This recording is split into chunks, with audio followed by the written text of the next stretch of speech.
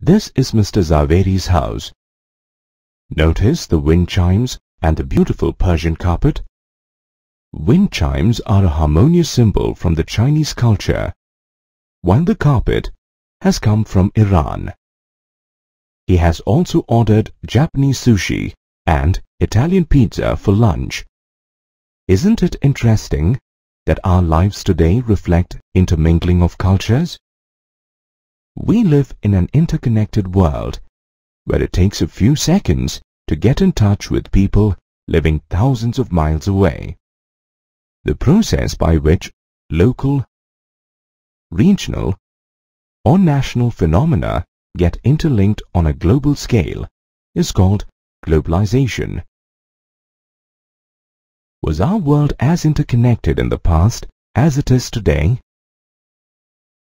Let's find out. In the pre-modern world, travelers, priests, traders, and pilgrims moved across countries in search of new lands, business and knowledge avenues, and spiritual fulfillment. They facilitated the exchange of knowledge, ideas, culture, food items, inventions, and even deadly diseases. During 3000 BCE, the flourishing trade along India's coast linked the Indus Valley civilization with the present-day West Asia. The Old World was interlinked with the help of the well-established trade routes. For example, the Silk routes connected Eastern, Southern, and Western Asia with the Mediterranean world, North Africa, and Europe. The Silk routes were used to transport Chinese silk and pottery, Indian spices, and textiles. The Asian countries also gained in return. Silver and gold came from Europe to Asia via these routes. Apart from this, these routes facilitated cultural exchange as they were used by early Christian missionaries and later on by Muslim preachers to travel to Asia. Buddhism also spread out from eastern India to the rest of the world through these routes.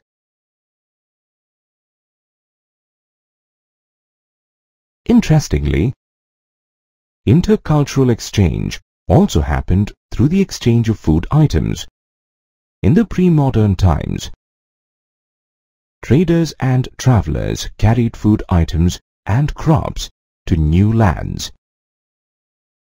The story goes that traders and travelers took noodles from China to the Western world, where they came to be known as spaghetti. Or maybe it was introduced by the Arab traders as pasta in the Italian island of Sicily in the 5th century. Food items like noodles are also found in India and Japan, so we cannot confirm their birthplace with certainty. Many food items that we eat today, such as potatoes, tomatoes, chilies, and sweet potatoes, were not known in Asia. They came from the continent of Americas via Europe. In Europe, potato became a staple food of the poor peasants. In fact, the dependence on potato is evident from the fact that when the potato crop failed in the mid-1940s in Ireland, lakhs of people died of hunger.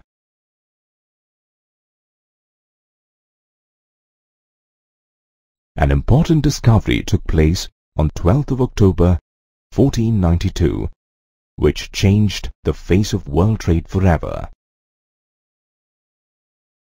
On this date, America was discovered by Christopher Columbus.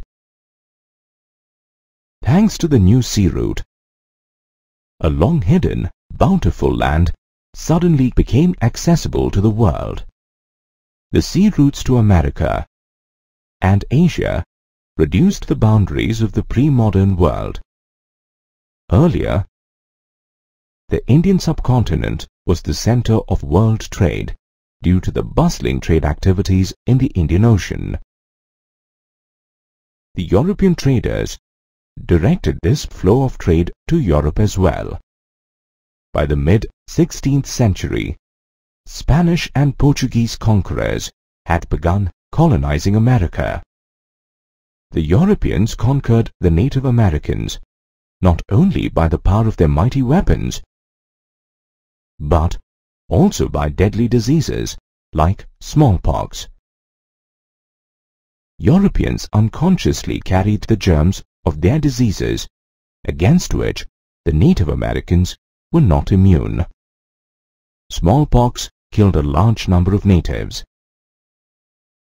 Consequently, it became easy for the Europeans to conquer America. Meanwhile, people began migrating to the newfound America to overcome rampant poverty and hunger in Europe. Moreover, people were captured from Africa and used as slaves in the European markets. Till the 18th century, China and India remained important players in world trade. With the rise of America, Europe emerged as the new center of trade. In the 19th century Europe, as many as 50 million people left their homes and migrated to America and Australia in search of greener pastures. World trade expanded in the 19th century. There were technological, social, economic, and political changes which shaped the world economy. During this time, three flows governed international economic exchanges. These were the flow of trade or movement of goods, the flow of labor,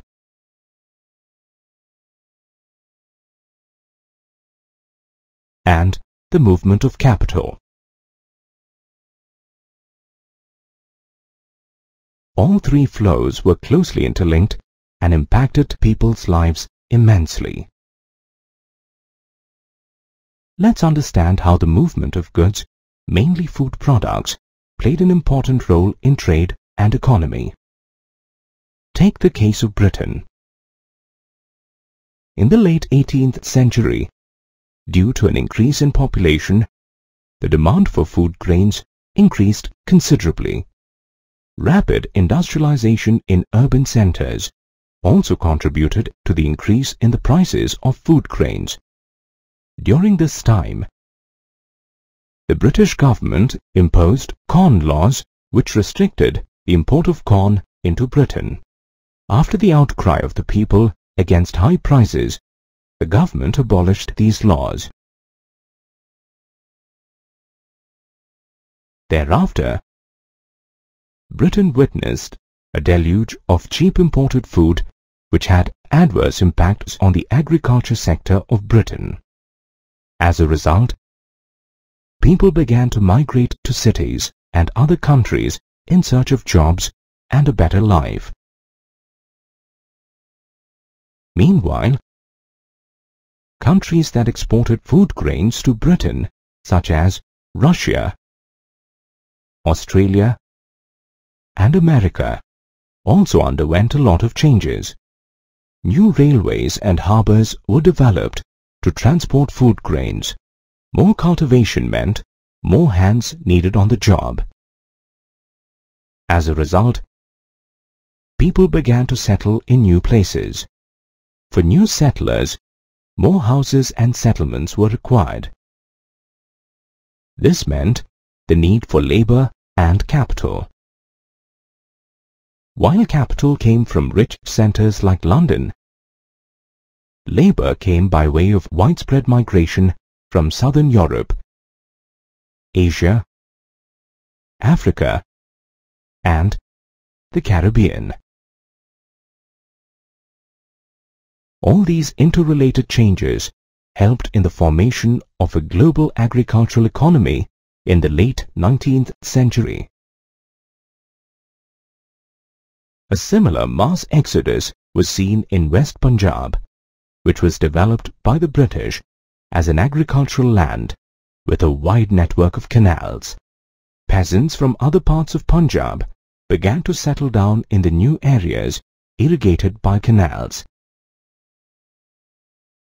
Another factor that helped in power-packing the expansion of trade was technological innovation. For example, in colonies, advanced transport such as railways and steamships helped in ferrying raw material or finished products from one place to another. A good example is the transportation of meat from America, New Zealand, and Australia to Britain. Earlier, animals were transported in ships. Due to the long journey, they often lost weight, developed diseases, or died on the way. Later on, the animals were slaughtered and frozen at the starting point. New refrigerated ships were developed to transport perishable items like meat over long distances. Consequently, shipping costs came down and meat became an accessible commodity for the common man.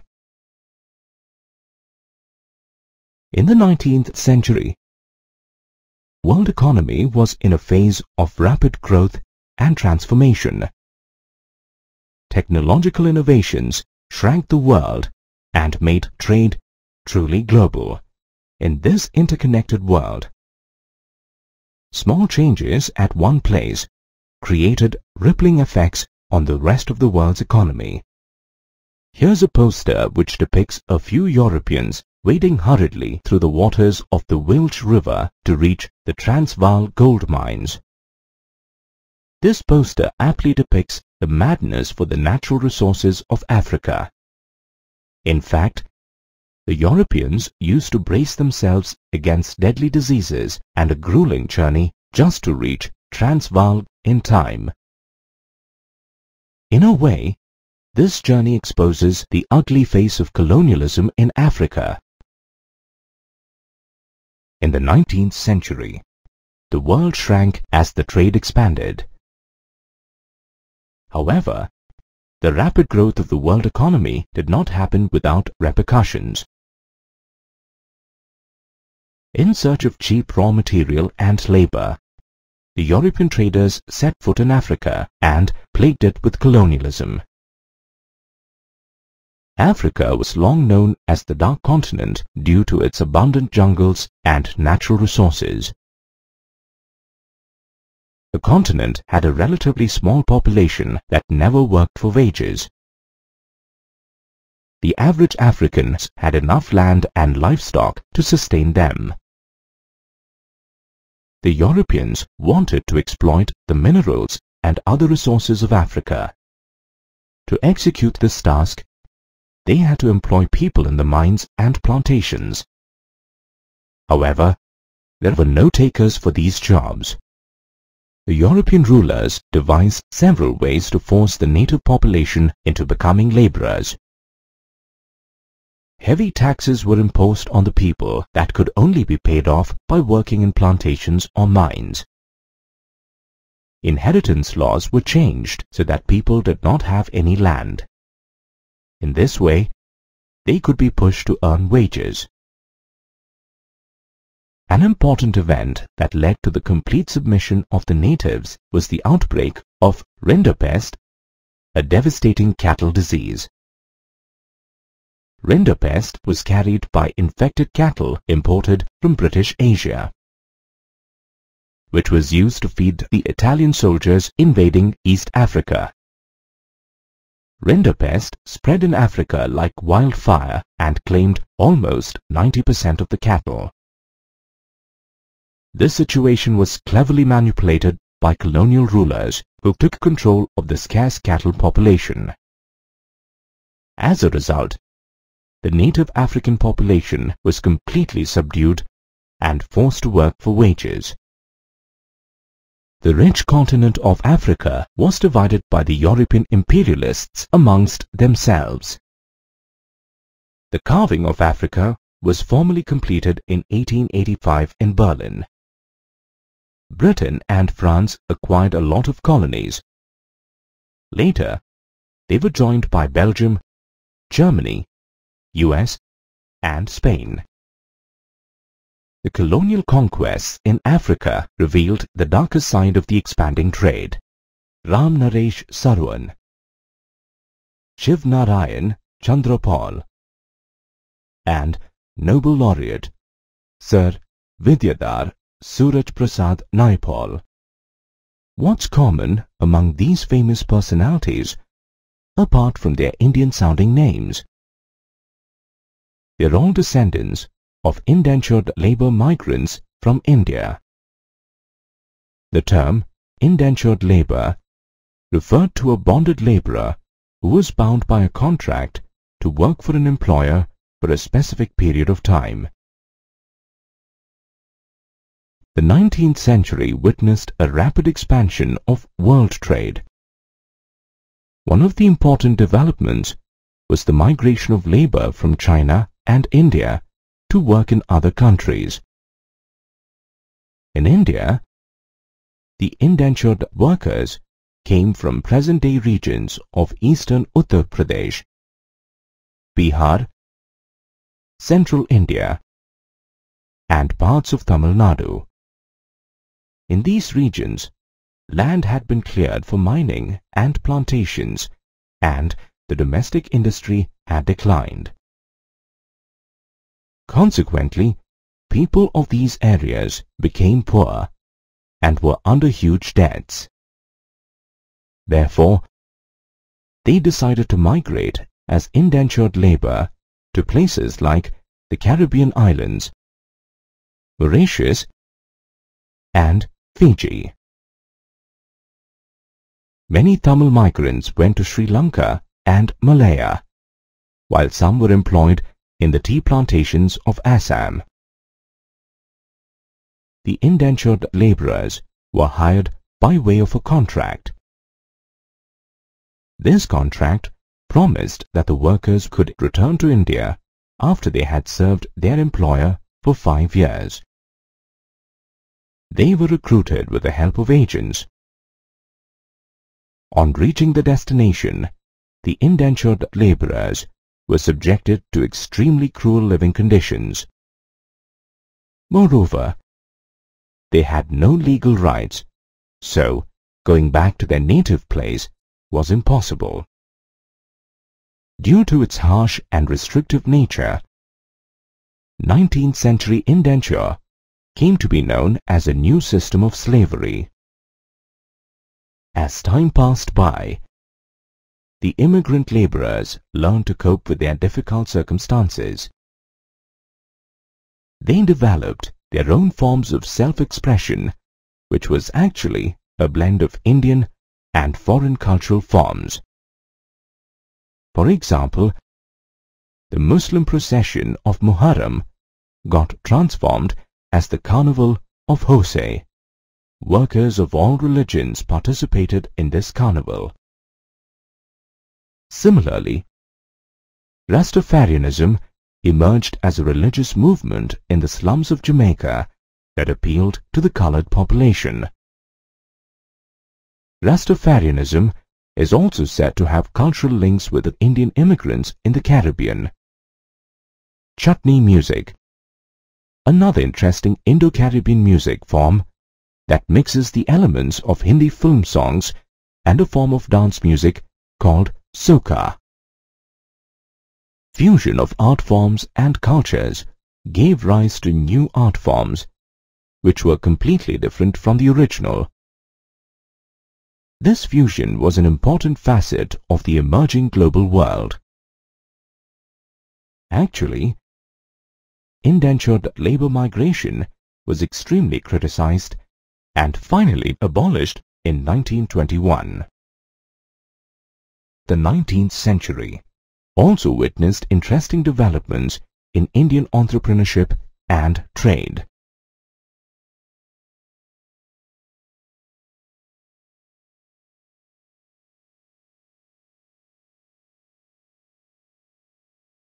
With the advent of the global market, capital was required to grow food and other material. In India, the peasants borrowed from local bankers such as Shikaripuri Shroffs and Nattukote Chettiars. These bankers financed export agriculture in Central and Southeast Asia. In 1860, Hyderabadi Sindhi traders established the business of selling curios to tourists at busy ports around the world. Historically, Indian textiles, particularly cotton, was very popular in Europe. The British, however, imposed tariffs on cloth imported in Britain. Consequently, the market for Indian textiles declined. During the British era, India's main exports were opium and indigo. The British exported opium to China and bought tea from there. In the 19th century, the value of British exports to India was much higher than the British imports from India. Therefore, Britain maintained a trade surplus with India, which helped it balance out its trade deficits with other countries. It also helped Britain pay for other expenses, such as pensions of British officials in India. Thus, India was profitable for Britain and was an important country in the world economy of the late 19th century. The fast-developing world trade and world economy suffered a huge jolt in the 20th century due to the First World War. It was fought between two opposing groups known as Triple Allies and Triple Entente. The aftermath was felt long after the war had finished.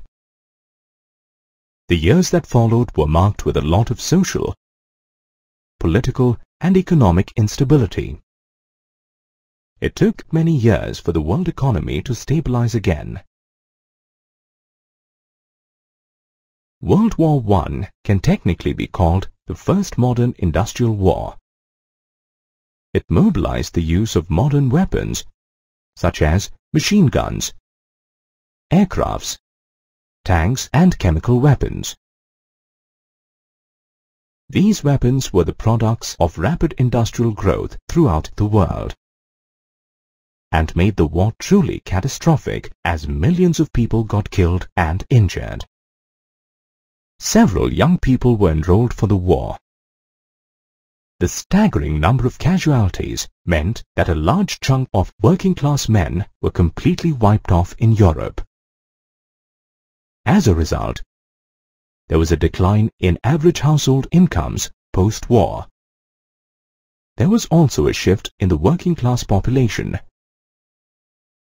Since the men were at the battlefront, women were recruited to do the jobs which were only reserved for men earlier. The recovery period after the war was difficult and long drawn. Britain found it hard to retain its dominant position in the world economy and compete with a new player, Japan. During the war, Britain had borrowed money from the US liberally and now found it difficult to repay its huge debts. The growth of industries, production and employment had boomed during the wartime. Consequently, after the war, the bubble burst, leading to widespread unemployment. Many agricultural economies of Eastern Europe were badly impacted.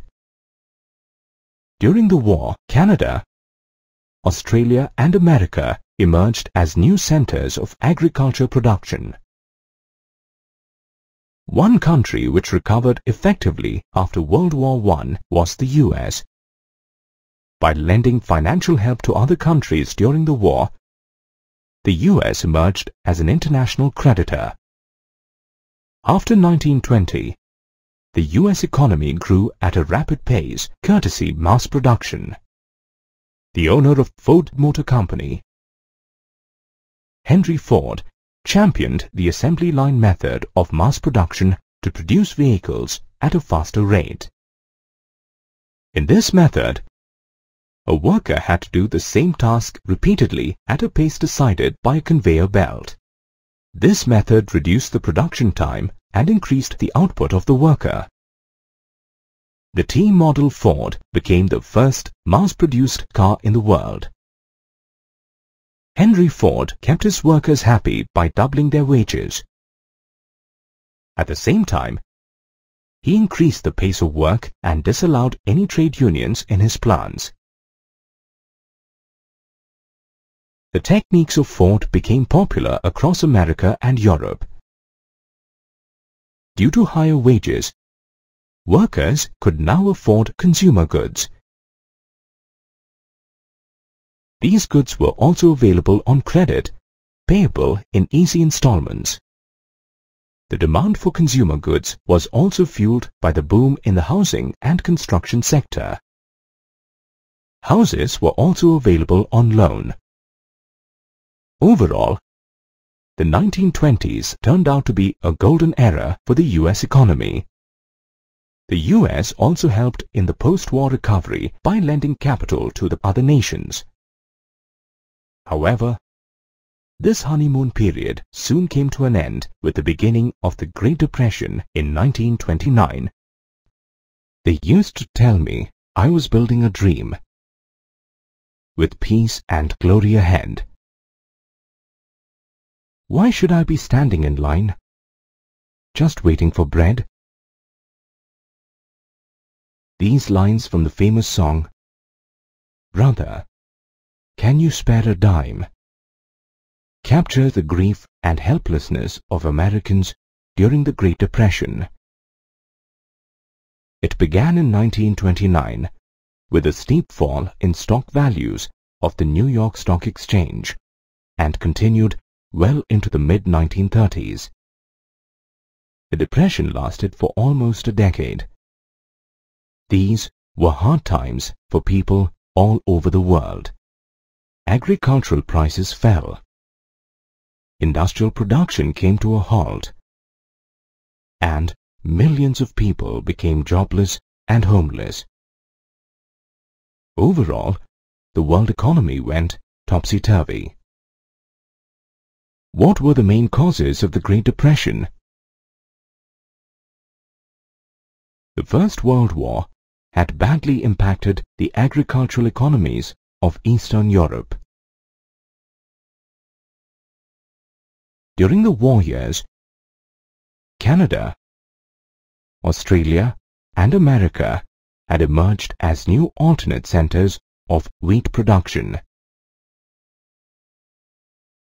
Consequently, there was an overflow of food grains in the market, which led to a fall in the agricultural prices. In order to retain their overall income, farmers decided to bring in more produce to the market. As a result, the market situation worsened and the agricultural prices fell to an all-time low. During and after the war, the US had emerged as an international money lender. When the US economy was hit by the Depression, it had a domino effect on the rest of the world. The US withdrew loans from other countries, because of which major banks and currencies collapsed in Europe. To overcome the depression, the US imposed import duties, which again hindered the world trade. India couldn't escape the Great Depression too. In the 19th century, India had begun to export food grains and raw materials to other countries. On the other hand, it received manufactured factory goods as imports. During the Depression, India's exports and imports shrunk to almost half. The agricultural prices fell and affected the peasants and farmers badly. Similarly, the jute producers of Bengal, who made gunny bags for the world market, sank into debts. Despite the difficult circumstances, the British government demanded revenue.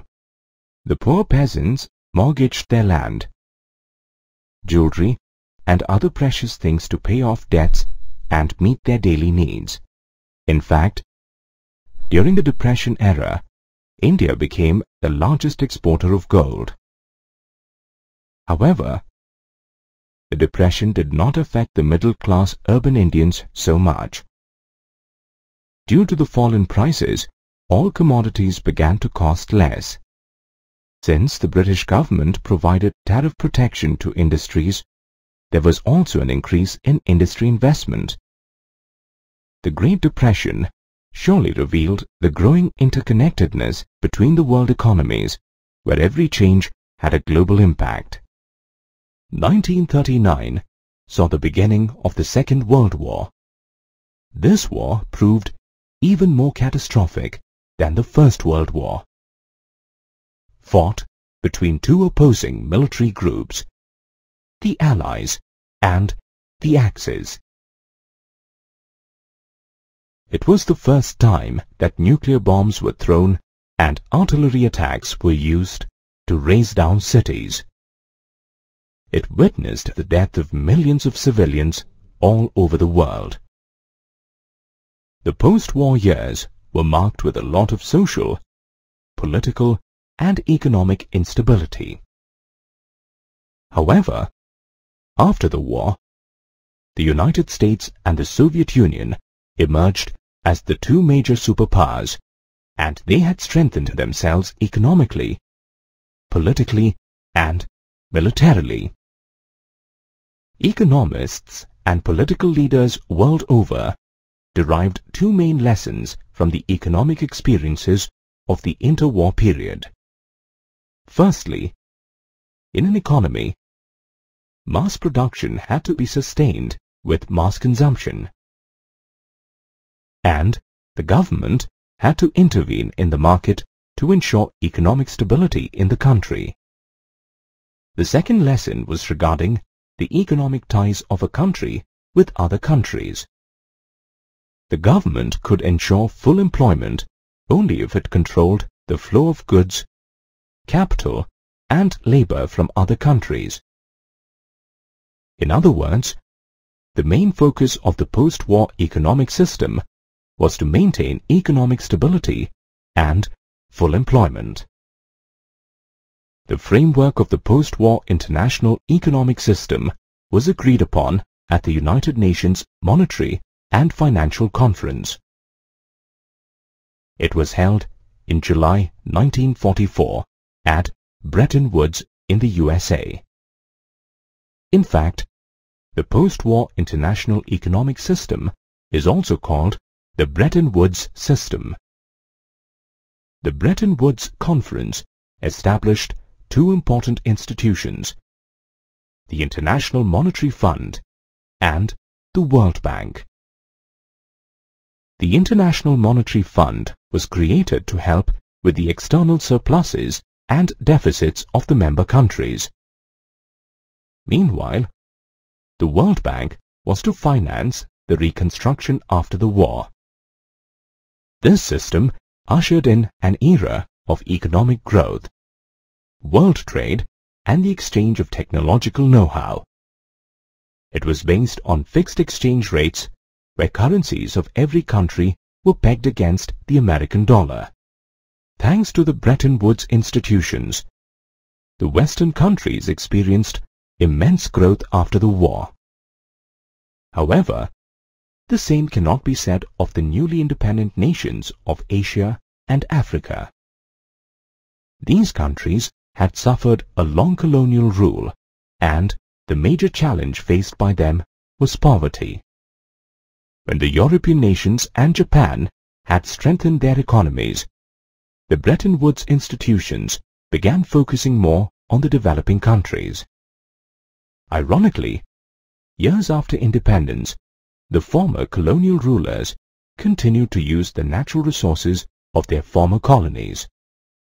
Since the developing countries were not growing at the same pace as the Western nations, they collectively formed a group known as G77. The aim of this group was to demand a new international economic order, or NIEO. The economic system was to help the developing countries control their natural resources and get better trade opportunities. The post-war period had its set of challenges. From 1960, the finances and competitive strength of the US began to decline. The dollar weakened and could not maintain its value in relation to gold. Eventually, the fixed exchange rates gave way to the floating exchange rates. Another important change in the financial system came about in the 1970s. Unemployment was on the rise, and developing economies could no longer get financial help from international institutions. They had to turn to Western commercial banks and private financial institutions. The last years of 1970s witnessed a shift in the business operations of multinational companies to countries such as India, China, and Brazil. The cost of labor was comparatively low in these countries. Today, world trade has come a long way, and the world has become a global village.